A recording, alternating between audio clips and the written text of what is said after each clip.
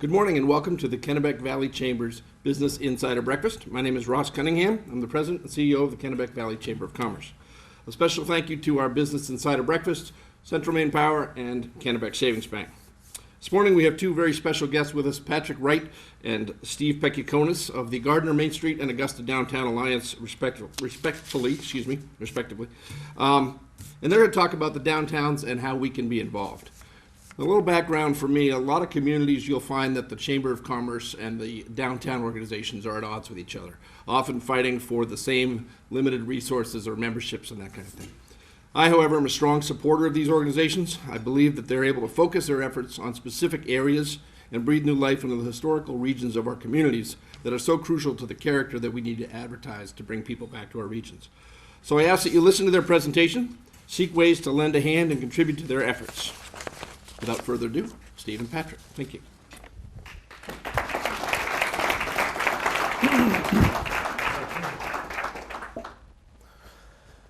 Go ahead.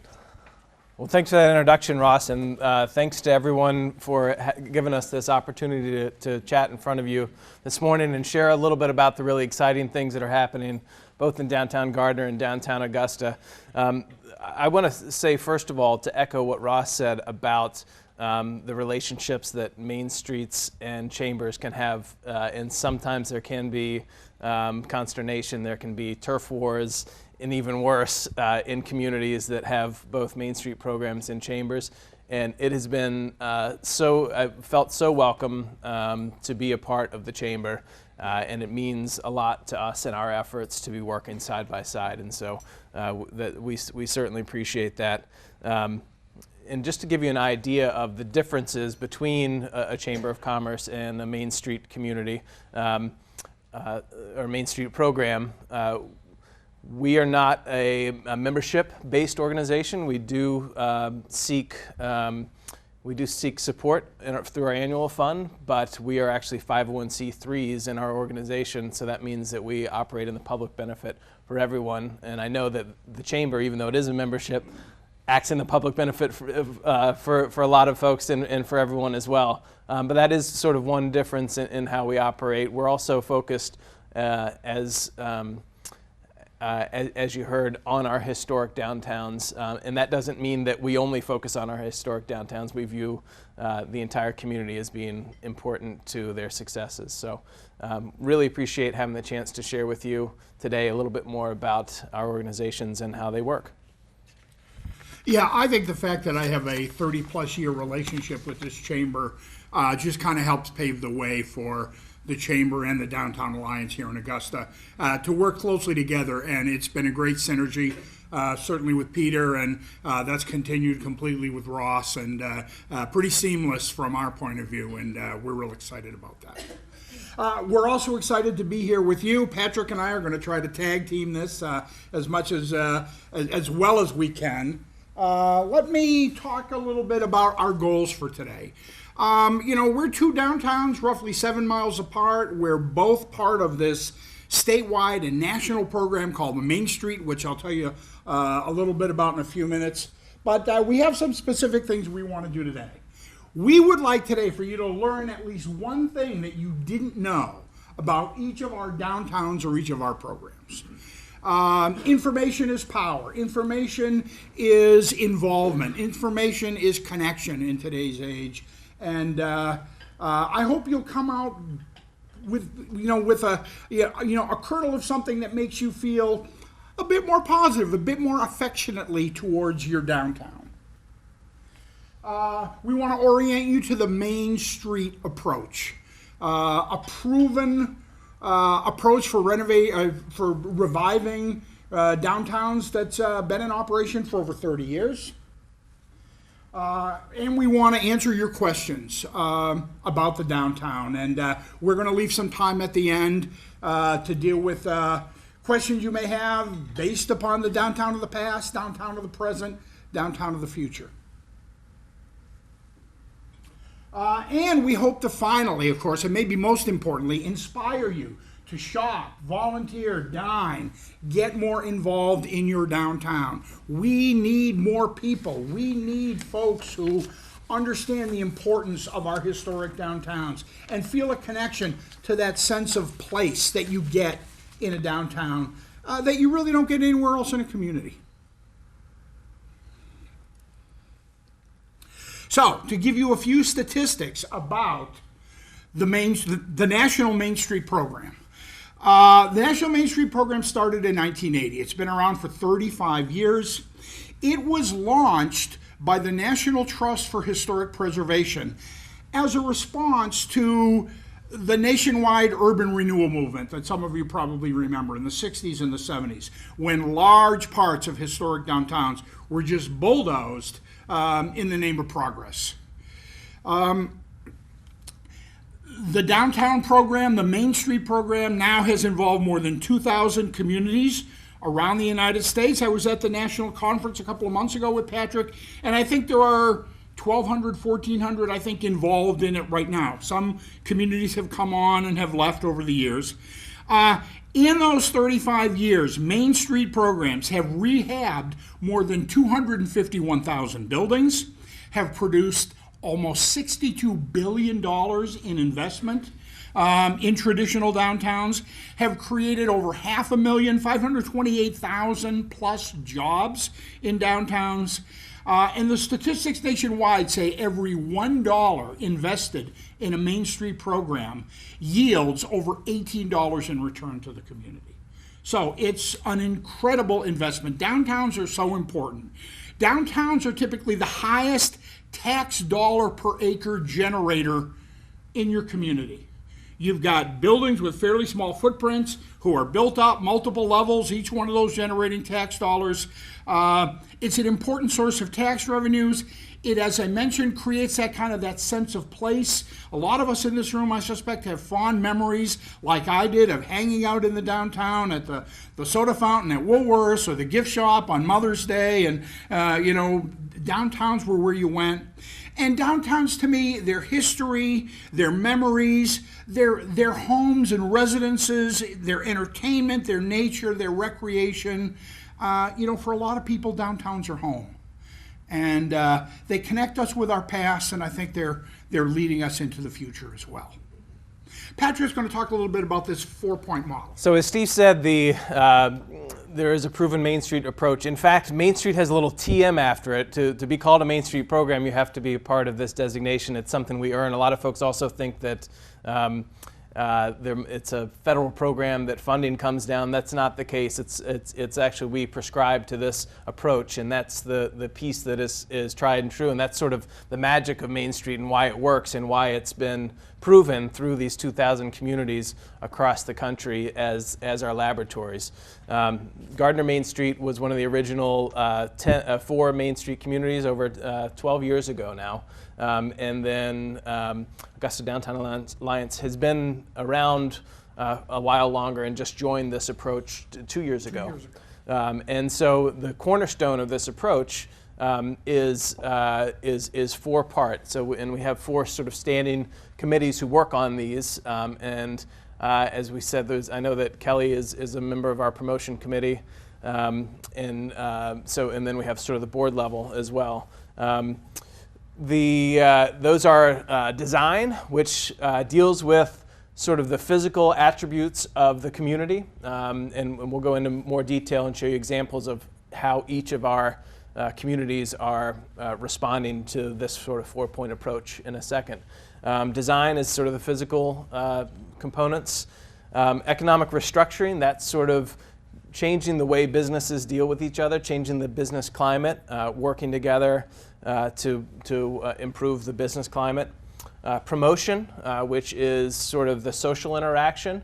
And I would say that each of these are sort of 4 legs of a stool that for a downtown to be successful, or I would argue any community to be successful, you need these sort of 4 components. That's making sure that not only are the businesses healthy, but people are coming there. We feel like downtown is a gathering place, and that provides those fond memories that Steve was talking about, and getting people re-engaged in their downtowns. And then organization is sort of the civic piece of it, getting people engaged, getting them to give back, to volunteer within our organizations. We have thousands of volunteers, volunteer hours, I should say, and over 200 volunteers that work within our organization within a year. So that's really a key component of it as well. So we'll go through each of these, and this is where the fun, we'll go through a bunch of photos and share about what's really exciting and what's really happening and what's coming up in each of your downtowns. And it's more important that you have context and understand, so that when you read in the newspaper, oh yeah, that's Sparks in the Park. I remember hearing about that and why that's a piece of it. So that we gave you some context. Now we're going to dive into some specifics of what's happening each in Augusta and Gardiner, so that you can mark your calendars and get more involved and understand. So promotion is the what I call the fake it till you make it piece, and that's that if we can't have vibrant downtowns, if we're building these back up, if we can't have every single day filled with people on the street, we're going to at least have start with 1 day and hopefully 5 days, and this is where we throw our parties, we welcome people, we get them to see our downtowns with new eyes and in new lights, and then promotion is also about winning the PR war as well. So maybe I need to pick up Nancy's book here and dig in more, but it really is about keeping the message positive. There's a tradition, and it's a sort of vicious cycle when things are not going well in downtowns especially, but in any community, to focus on that. And our purpose in the PR war is to lift, and through promotion, is to lift people's gaze a bit, let them see what could be, instead of, we see in downtowns there is a great sense of loss, because people have these really fond, deep seated memories of what downtown used to be. So when you see a building that isn't used to its full potential, that you remember there used to be a shoe store there, and Woolworths with where you made so many fond memories. Folks have this sort of sadness, and PR piece is about breaking people out of that to see what could be, so that they're not stuck in that. So just some of the events that we have. I'll start in the top left here. September 15th in downtown Gardiner, we have Barks in the Park. That's our 6th annual event in our waterfront park to raise funds to actually build a dog park in our downtown. This is actually the best dog kiss contest that you're seeing up here, which is fun. We also have our Swine and Stein Oktoberfest on October 10th, which is Maine's only, and someone prove me if I'm wrong, Maine's only outdoor urban Oktoberfest. So we actually close down the streets, set up beer tents, we have live music all day, we have zany games, we have beard and mustache contest, all sorts of fun things for that. That's our key event and fundraiser for the year, in addition to the Greater Gardiner River Fest, which is part of the Whatever Fest. And then we have concerts in our waterfront park. This is actually a photo from our recent fire relief fundraiser I meant to say earlier too, in terms of our relationship with the Chamber, we really appreciate the way that the Chamber of Commerce rallied around our community in our recent disaster, including, and members of the Chamber individually, including our fire relief fund down on the waterfront park. Steve? Yeah, thanks, Patrick. Just very briefly, we have the same kind of events going on. Upper right, you see our waterfront park gazebo, which was a project of Kennebec Leadership Institute, class 11, I think. Is that right? Thank you, Bill. Bill McKenna can take some credit for that. And you know, it's a wonderful asset. We use it for our Augusta Fest out on the waterfront. In the middle here is a picture of our brand new Market Square Park. I'm going to talk a little bit about that when I get to the design piece. If you have not been downtown in the past year and you've missed this park, it's where the bus depot used to be, right across from the old Federal Building, and it is an amazing gem. We have concerts there every Friday. Friday lunchtime from 11 to 1, free music in the downtown. Bring your lunch down. We're showcasing amazing local talent. And I probably shouldn't say this, knock on wood, but we have not been rained out a single Friday all summer yet. I know, I'm tempting fate. But we're going to be there. We're going to be doing this, weather permitting, through the end of September. So the Augusta Downtown Alliance is officially extending summer right out through the September 26th, I believe. And then a little bit, kind of toy soldiers at our Christmas, our tree lighting. That in the past, the 1 weekend a year that we've had Santa Claus in the downtown, and trying to find ways to continue doing that. I do want to mention one event coming up, because promotion, it's about events. It's about bringing people into the downtown. And I don't want to sound like I have a kind of a tin ear mentioning this right on top of the fire that Gardiner has suffered recently. But on September 19th here in Augusta, we are going to be commemorating the 150th anniversary of the Great Augusta Fire of 1865. And one of the things that we're going to be doing, and we are very excited about this, we are going to be closing Water Street between Winthrop Street and Bridge Street, and we are going to be showcasing antique firefighting equipment in that stretch, including at least 4 pieces of equipment that actually fought the 1865 fire and that have been restored. We're going to have fire departments from all over the state bringing their equipment down, as well as their modern equipment on Front Street for your kids to climb in and climb around and play with the sirens. And we're going to have a group from Dexter, the fire department, in period costumes, actually demonstrating how the old pumpers work down on the waterfront. So September 19th, 150th anniversary of the Great Augusta Fire. You ought to be downtown Augusta, because it's going to be great. Oh, thank you. Yes, it is me. Second up is design. Design is about the physical appearance of the downtown. What's what it looks like, what it feels like. And for us, downtown starts with our amazing buildings. You have the Vickery building up there in the upper left. I mentioned a minute ago our new Market Square Park. I have one of the early architectural drawings. One of the things that's so exciting about this park is this was designed by one of our board members who is an architecture student in the University of Maine architecture program. And I think for a student to be able to come up with an idea, with a design, work with the city, work with the Alliance, and actually have it built, and now we're doing things in there, is just a wonderful opportunity. And our design team also offers a regular program called Design Matters, where we try to bring people in from all over the city and talk about the impact of good design on a business, on a community, on a streetscape, on people who are visiting that community as well. So it's a critical part of our organization. And then, so in downtown Gardiner, some of the things happening around our design team, or we actually call it our Streetscape team. And by the way, each of these 4 points that we talked about have standing committees within both of our organizations. If you're looking for a way to get involved, our meetings, I know, are always open just to sit in, hear what's happening, see if you want to get involved. So Streetscape's one of the reasons why Streetscape is so important. It is the thing that no matter how many vacancies you have in your downtown, as far as storefront wise, you can do. You can set up flower boxes, you can create an atmosphere that makes it feel vibrant and alive, and makes people feel welcome.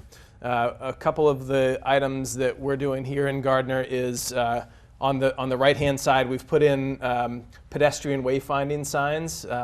What's the number one issue that people perceive in downtowns is parking. What's the actual issue with parking? People can't see the front door where their parking is, and so they feel like there's no parking. And so our approach to this was to put up big signs that show everyone where the municipal parking lot is, and then wayfinding signage, pedestrian wayfinding signage to get people around and through our downtown. You go to Disney World, they're everywhere, and so we need to bring these to our downtown.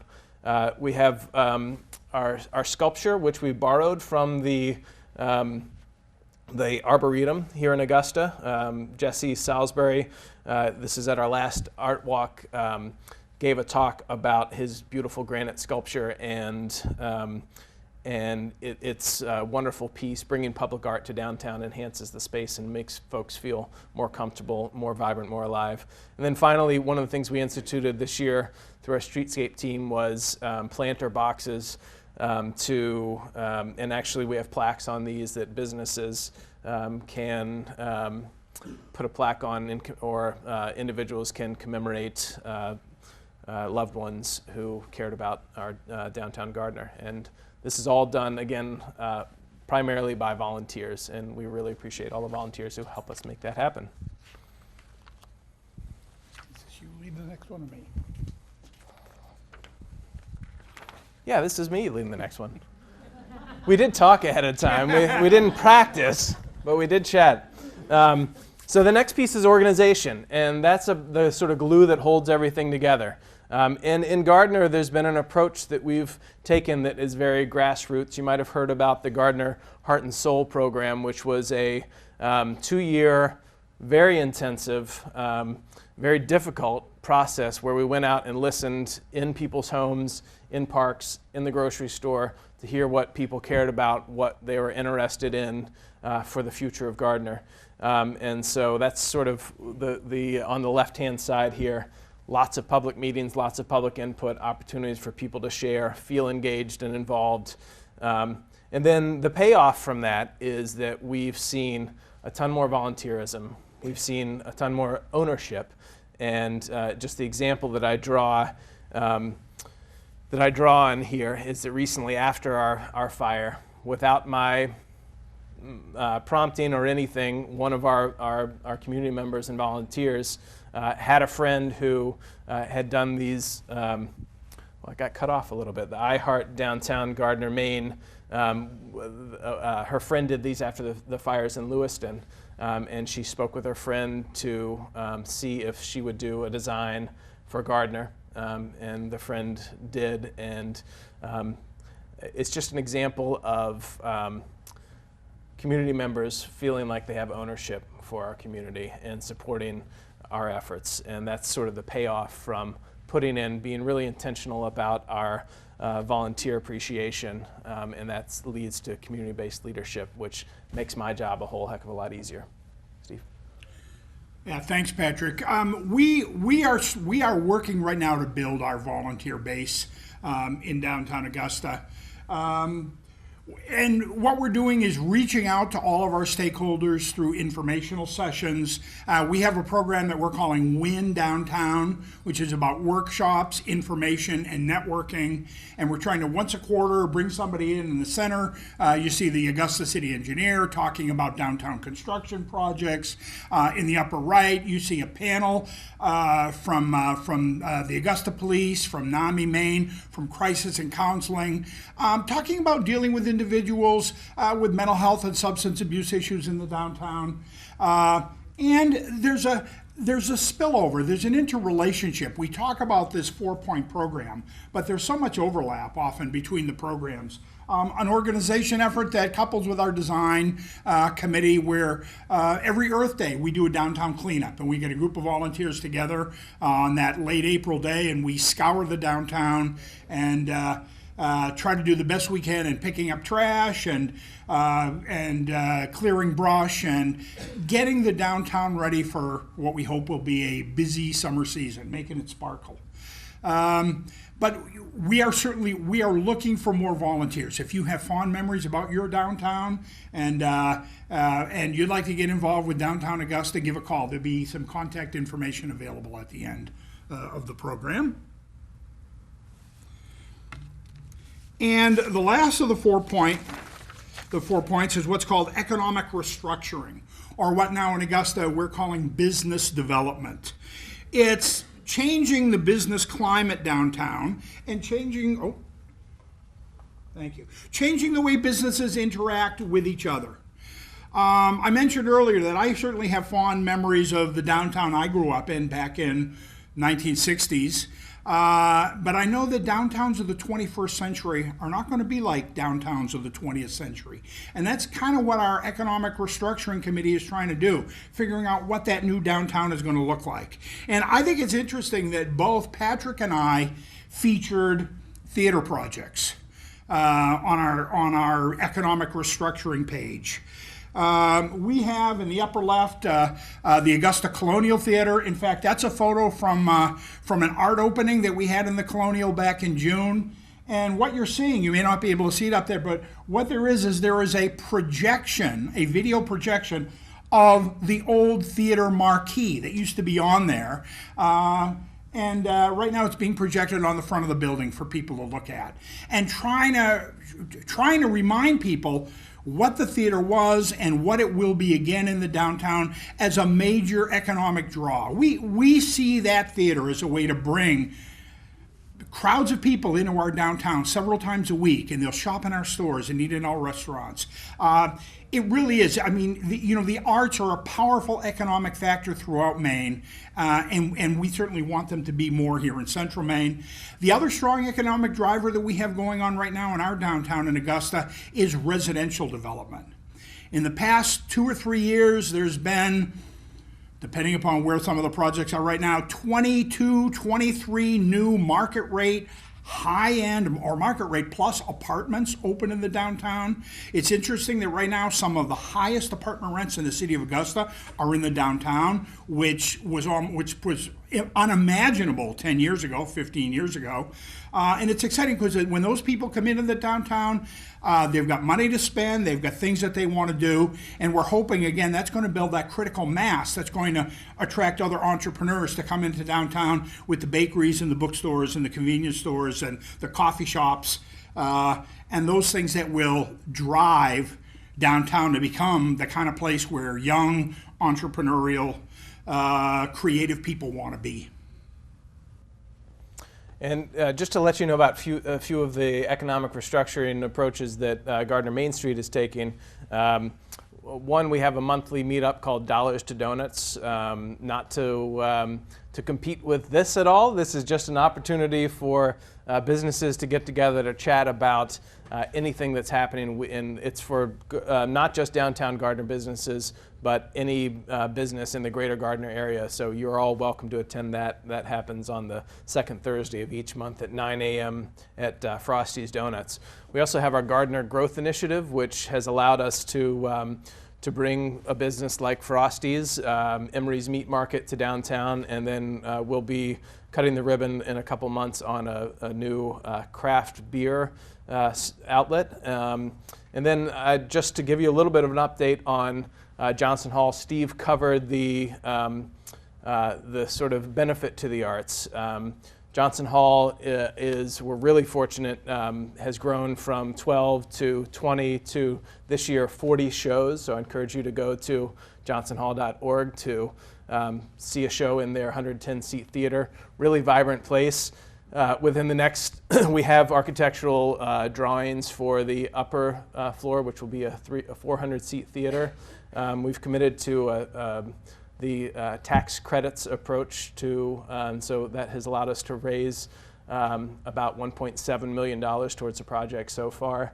We'll be launching about a $2.7 million capital campaign within the next 4 months. So look to hear from us. Some of you in the room we've actually already started to have conversations with about that project. It's really exciting and will truly be transformational for downtown Gardiner. So we're at that point where we're ready to take questions. Again, just going back to what we'd love for you to do is find ways to get engaged, because it really does take an entire community to help our downtowns and make them come back to their prominence once again. Thanks very much. Thank you again to Steve and Patrick for joining us this morning, and join us next month when Senator George Mitchell will be the guest speaker.